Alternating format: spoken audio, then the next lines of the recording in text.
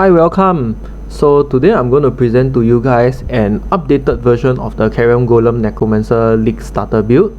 I think this is a more viable option for most people out there, even beginners. So yeah, honestly, if you have watched my previous League starter guide, I think you can just ignore it and refer to this instead. Okay, let's get started. So at a glance, right, estimated is there's about 1 million DPS per Carrion Golem, so 4 million DPS in total, 4,000 maximum life at probably about level 90, and minimum 40,000 HP on all minions. I am talking about including your zombies and Spectres. Okay, about 40% physical damage reduction. We don't really have cap reduction now because due to the armor constraints and whatsoever, and we will be running 6 auras only. Okay, and these are the pros for this build. Basically, the Carrion Golem is an early game boss killer. You can solo overlap extremely easily, and this one of the cheap aura build to play with friends. I mean, if you are playing with friends, if you have an aura build, it's extremely fun. You get to buff up each other and just run through the map. There will be no cluster jewel. It's just too expensive at the start. It's hard to find as well. People are just ignoring you. Like, it's even extremely hard for me to find as of this point. And the cons will be it cannot run physical reflect maps. Yep.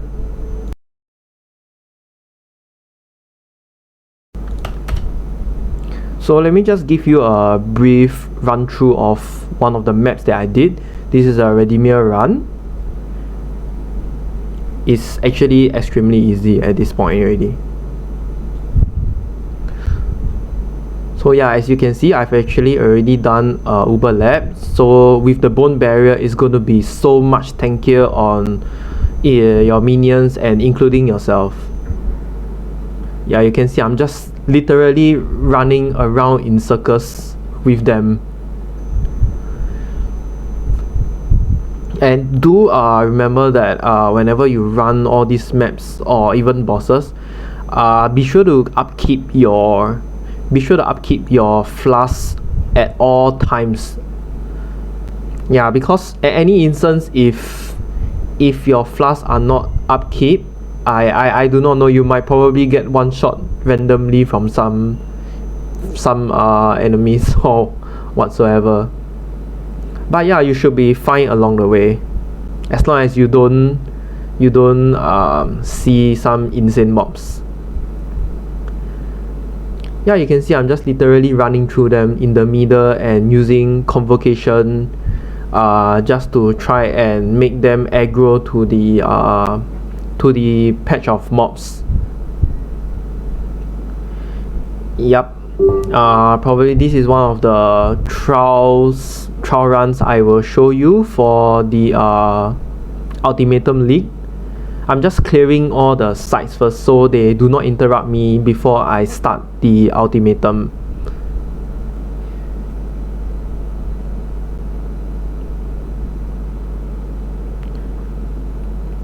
Okay, let's begin. Yeah, I'm just for the ultimatum league, what I do is I just literally run around in circles around the circumference of the circle.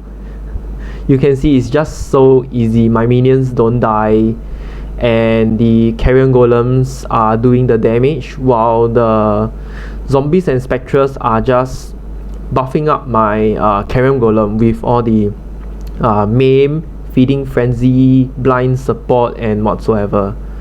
So yeah, for this build I will usually try to take the ultimatum mods for like the poison cloud or the lightnings on the floor or even some frost bombs on the floor, because you will just be running around in circles. You won't even get caught in them. Literally running around the circumference of the circle so you don't die. I mean, occasionally you can see that I have actually put assassin's mark on some of the bigger mobs so my minions can kill them faster. But yeah, actually it is really very easy.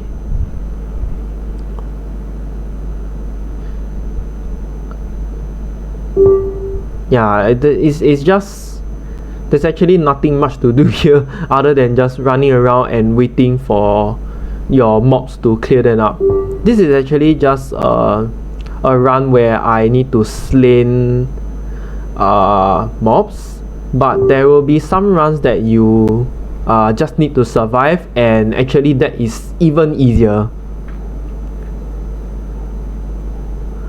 Okay, just running through the maps now, just trying to get to the end point of the boss so that I can show you guys how fast is it to slay all the bosses. Okay, we are near.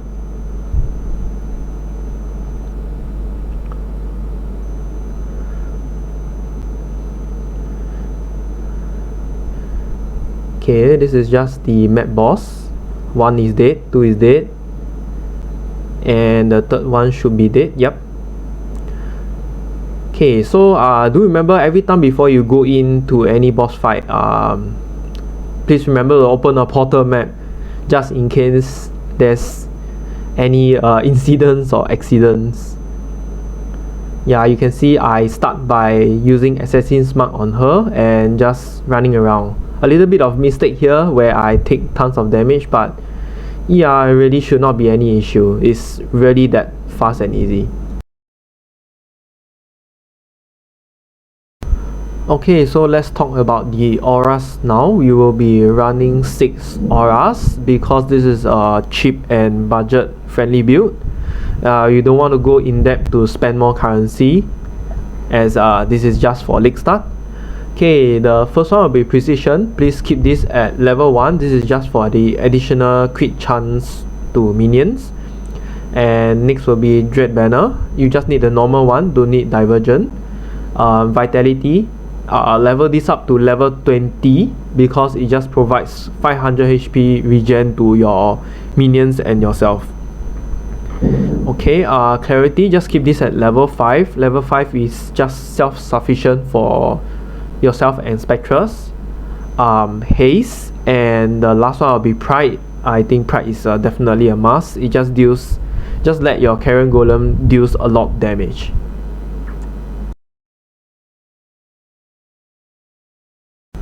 Okay, we will talk about the mana reservations now. As you can see, this has been quote from the path of building. It shows the mana pool and the reservation. This 45 mana is just estimated and is definitely self-sufficient and enough for you to use your skills like Flame Dash, Desecrate, Flash Offering, Convocation, Assassin's Mark. Yeah, it is definitely more than enough.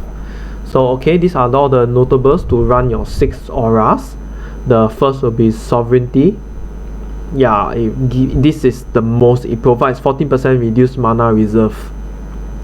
Next will be Influence, and next will be Leadership and Aligned Spirits. Leadership is on the left, Aligned Spirits on the right. It actually gives a lot of mana. The fourth will be Heart and Soul. Heart and Soul is in the middle, just right when you scale up your skill tree. Okay, the next will be Alpha's Howl. This is actually extremely expensive at the start, so I would suggest to wait about a day later, and then you can get this for about 6 to 7 chaos. I got mine at 6. And the next will be Conqueror's Efficiency. You can get this from your quest along the act. Yep.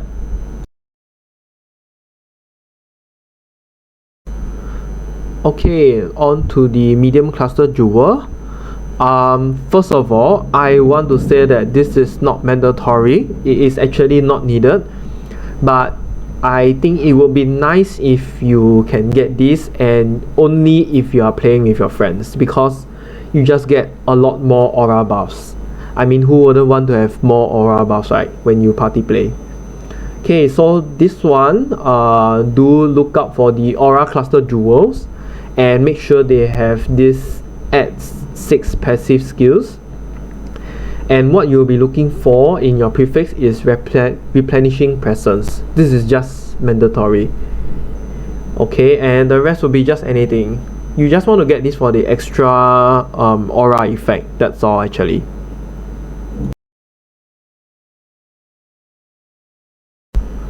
Okay, next will be the skill gems. I want to talk more about this because this is a league starter video.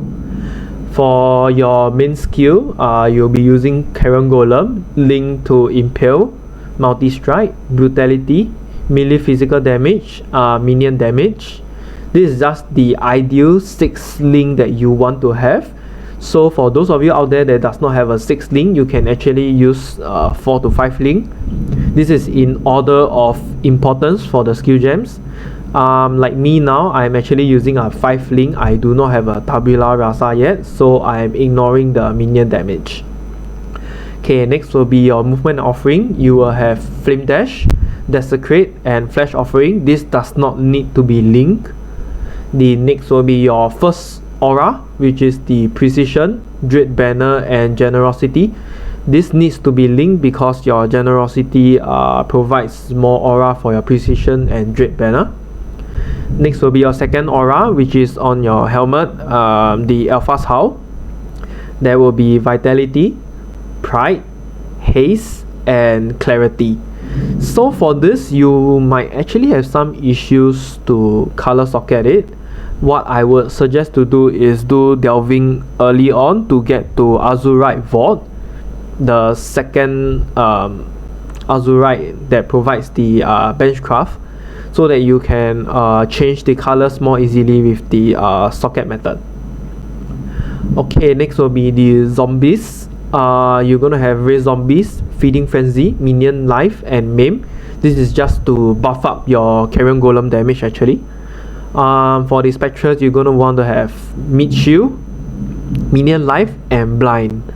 So for this Blind, this is not mandatory. You can actually change this to other support skill gems, but I just find this actually quite good when you are fighting against a huge amount of mobs or even bosses. It can just buff up your survivability a little bit.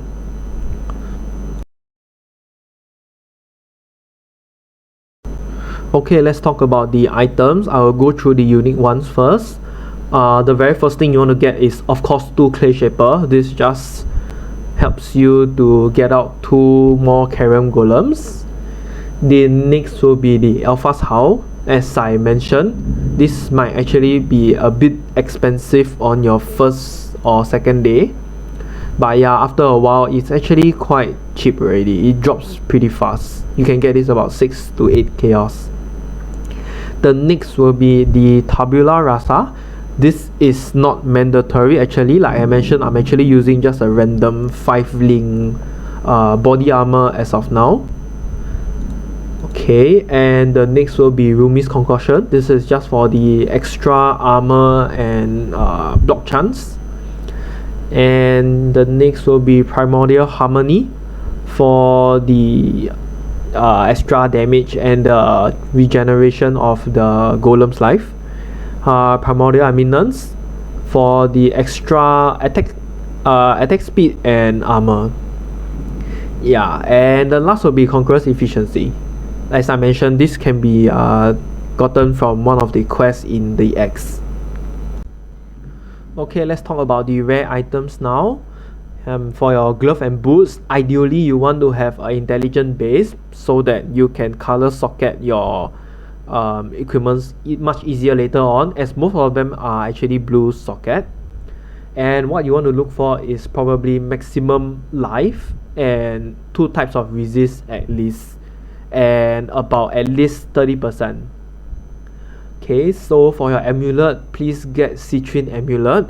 Why Citrine is because they provide strength and dex on the implicit. Yeah, and same like the glove and boots, you want to look for life and resist of at least 30%. Okay, so for the rings, do look out for unset rings. This is for your Convocation and Assassin's Mark. Okay, and for the mods, right, do look out for strength and dex. This is quite important because you will not have sufficient strength and dex unless you get these two rings. So in any circumstances that you are unable to find this ring, you can always utilize or respect the skill tree to the strength or dex nodes. Okay, and please do always look out to max your resist first. This is very important. You don't want to get one shot randomly from fireballs, icicles, lightnings, or any kind of elemental damage. So yeah, if you can find any of these two mods, you can always just bench craft the remaining ones in the early game, and do not always look for high tier mods. Like even tier 3 or tier 4 is sufficient enough. Okay, so for the belt, if you are using the Darkness and Throne, the Ghastly Eye Jewels will need maximum life and just one of the minion damage mods. Like example here, you can see that I'm using the minion deal 19% increased damage if you have used a minion skill recently. So minion skill can mean a lot of things like Desecrate, Convocation, Flash Offering. They are all minion skills. It will probably proc almost every time. So yeah, if you are actually not using the Darkness and Throne belt, you can always just look for any rare belt that has life and resist is good enough.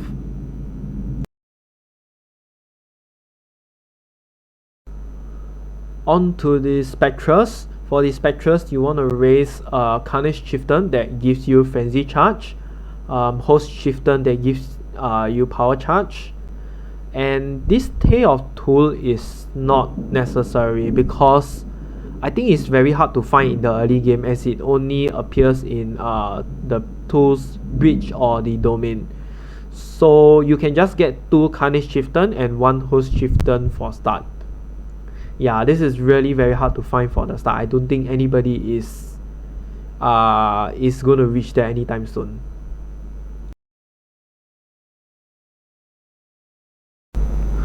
Okay, so for the bandits, just kill everybody. This gives you 2 passive skill points.